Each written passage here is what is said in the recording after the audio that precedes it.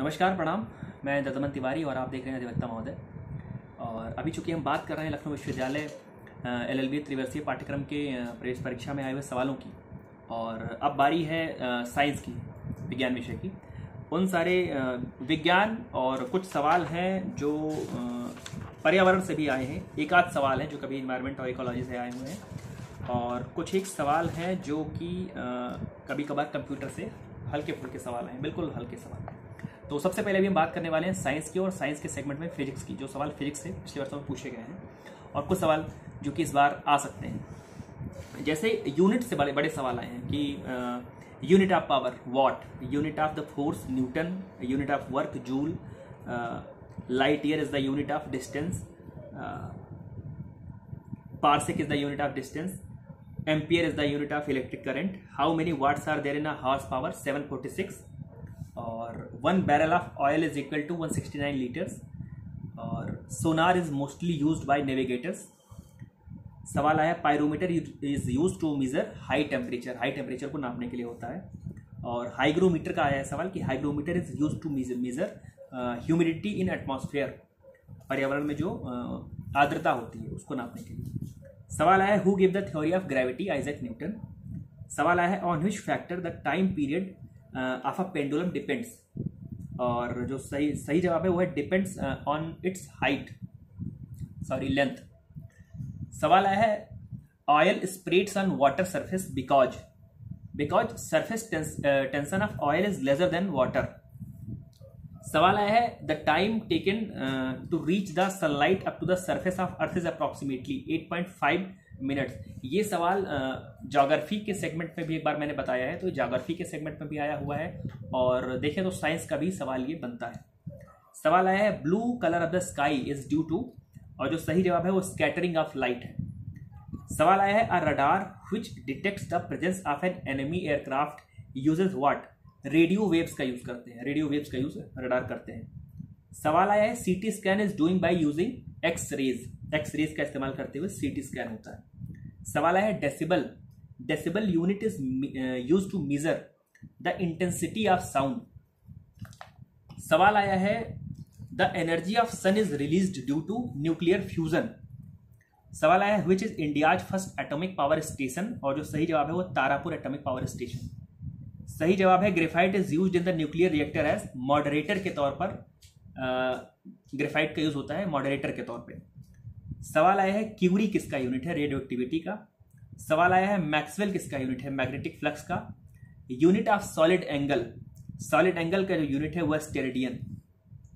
और सवाल आया है definition of force comes from Newton की किस लॉ से फोर्स की डेफिनेशन आती है, तो जो सही जवाब है वो फर्स्ट लॉ ऑफ मोशन।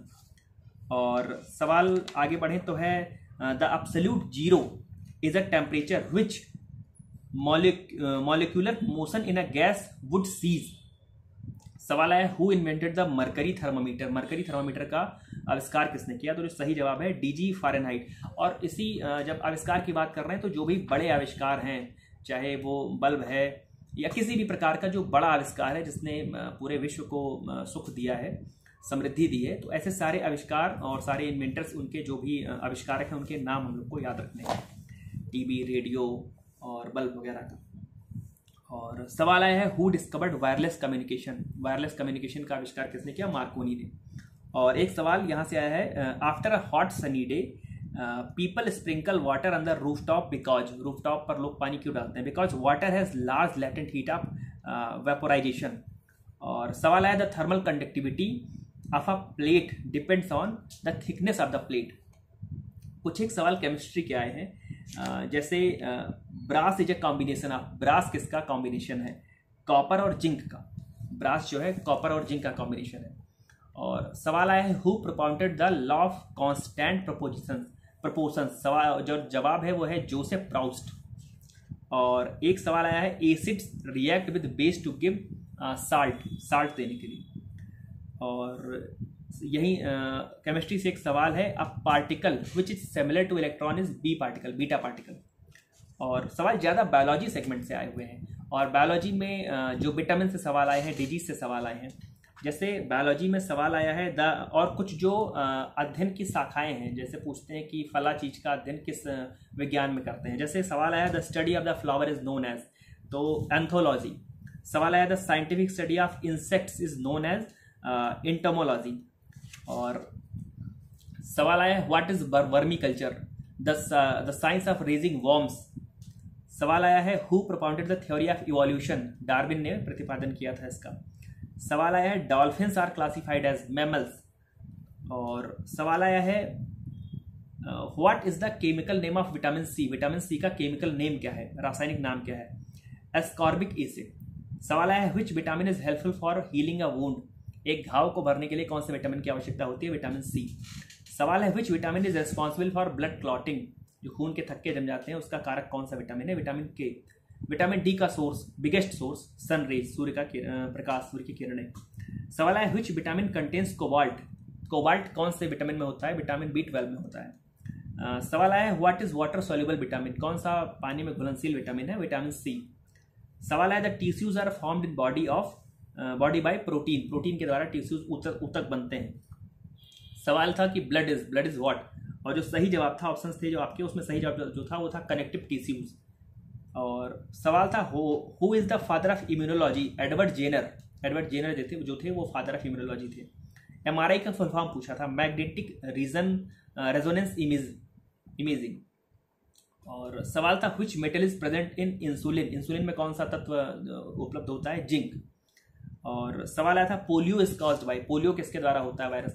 और रोगों के विषय में जो मैंने बताया कि कौन सा रोग किस वजह से होता है, जैसे उसमें जैसे पोलियो था, पोलियो का जो वायरस पूछा था, पोलियो वायरस। इन्फ्लुएंजा का जो वायरस था वो मिक्सो वायरस, एड्स का वायरस HIV, और रैबीज वायरस, ऐसे करके नाम पूछा हुआ था। और कुछ साइंटिस्ट और उनके इन्वेंशंस की बात कर लें, जैसे उसमें अल्फ्रेड नोबेल के बारे में पूछा हुआ था, अल्फ्रेड नोबेल ने किस चीज़ का आविष्कार किया, या डायनामाइट पूछा था कि डायनामाइट का आविष्कार किसने किया। तो अल्फ्रेड नोबेल को डायनामाइट याद रखना है, और पेंसिलिन को याद रखना है अलेक्जेंडर फ्लेमिंग से। और हरगोबिंद खुराना का क्या योगदान था, कई बार हरगोबिंद खुराना को लेकर के सवाल बनता है, तो जो उसका सही जवाब है सिंथेसिस ऑफ प्रोटीन। और नेशनल साइंस डे किस दिन मनाते हैं, 28 फरवरी, 28 फरवरी को राष्ट्रीय विज्ञान दिवस मनाया जाता है। और कुछ साइंस और डिफेंस को लेकर के सवाल थे, जैसे इंद्रा क्या है, इंद्रा INDRA, इंद्रा क्या है, एक रडार है, इंद्रा एक रडार का नाम है। और ब्रह्मोस क्या है, ब्रह्मोस एक मिसाइल का नाम है। और ब्लैक बॉक्स को लेकर के सवाल पूछा था कि what is the colour of black box of an aeroplane. अब ब्लैक बॉक्स नाम से लगता है काला होगा, लेकिन जो सही जवाब है वो है ऑरेंज कलर का ब्लैक बॉक्स होता है। और सवाल था कि आर्यभट्ट किस दिन लॉन्च हुआ था, आर्यभट्ट की लॉन्चिंग डेट पूछी हुई है 19 अप्रैल 1975, 19 अप्रैल 1975 को। और SI यूनिट की हम लोगों ने बात पहले ही कर ली, लेंथ की मीटर, मास की kilo, mass kilogram, time second, temperature kelvin, ऐसे करके इस चीज़ को याद करके रखना है।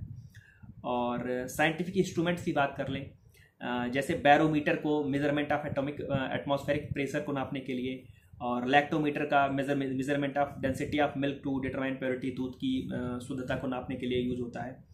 और स्टडी की ब्रांच की बात हम लोगों ने, ब्रांच की स्टडीज़ की बात करी ली, एनाटॉमी है, study of internal organs of body.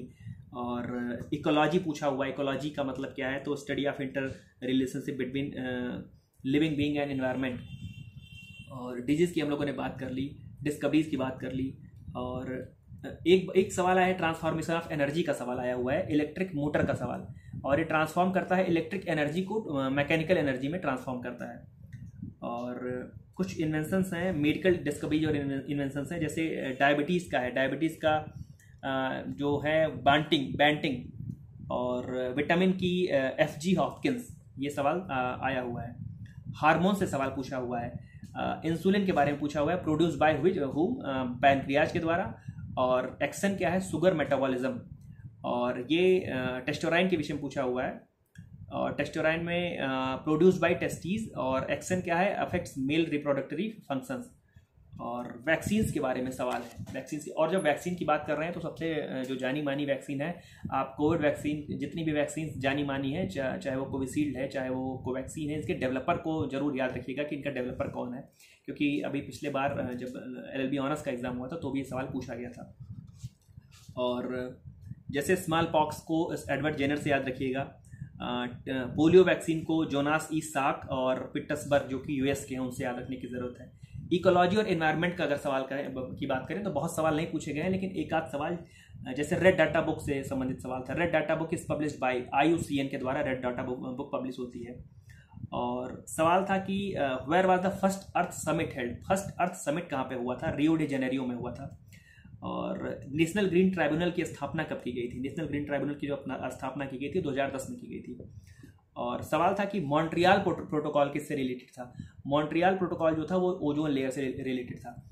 Environment में जितने भी बड़े ट्रीटीज़ हुए हैं, जितने भी बड़े प्रोटोकॉल या जितने भी बड़े कन्वेंशंस हुए हैं, उनको याद रखने की ज़रूरत है। जो बड़े मीट्स होते रहते हैं G7 देशों के, G20 देशों के, या भारत ने कोई अभी हाल में अपने ग्रीन हाउस गैस के उत्सर्जन को लेकर के कोई फैसला किया है, या किसी भी बड़े देश ने कुछ भी ऐसा इन्वायरमेंट को लेकर के बड़ा बयान दिया है जिससे